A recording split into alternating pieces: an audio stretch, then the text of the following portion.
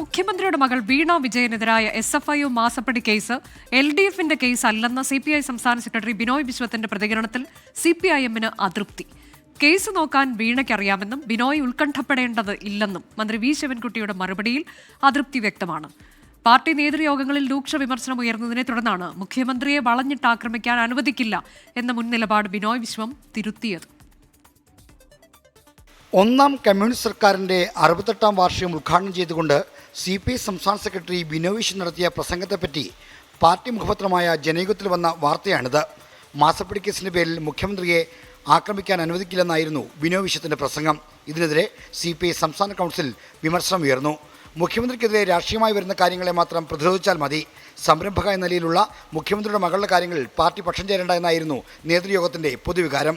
Secretary നിലപാട് തിരുത്തണമെന്ന ആവശ്യം ശക്തമായതോടെയാണ് ബിനോയ് വിശ്വം മലക്കം പറഞ്ഞത്. എന്നാൽ ബിനോയിയുടെ നിലപാടിൽ CPIM-ന് അതൃപ്തിയുണ്ട്.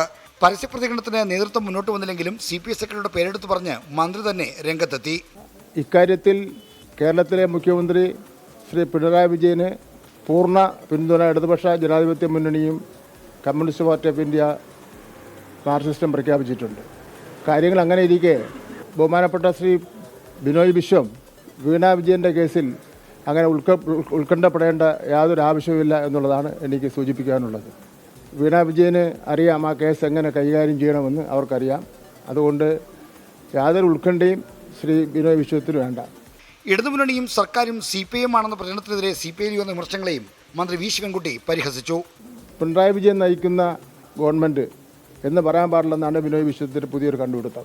ഇനി ബിനോയ് വിശ്വം മുഖ്യമന്ത്രിയായാലും ബിനോയ് വിശ്വം നേതൃത്വം കൊടുക്കുന്ന ഇടതുപക്ഷ ജനാധിപത്യ മുന്നണി എന്ന് തന്നെയായിരിക്കും പറയാൻ വേണ്ടി പോകുന്നത്. അതിലൊന്നും അസൂയം കുശുമ്പിൻ്റെ ഒന്നും ഒരു ആവശ്യമില്ല എന്നുള്ള കാര്യമാണ് എനിക്ക് സൂചിപ്പിക്കാനുള്ളത്. രണ്ടാം പിണറായി സർക്കാരിൻ്റെ 4ാം വാർഷികാഘോഷം തുടങ്ങാൻ ദിവസങ്ങൾ മാത്രം ശേഷിക്കെ ഇരു പാർട്ടികൾക്കുമിടയിലുള്ള ഭിന്നത രൂക്ഷമാവുകയാണ്. 24 തിരുവനന്തപുരം.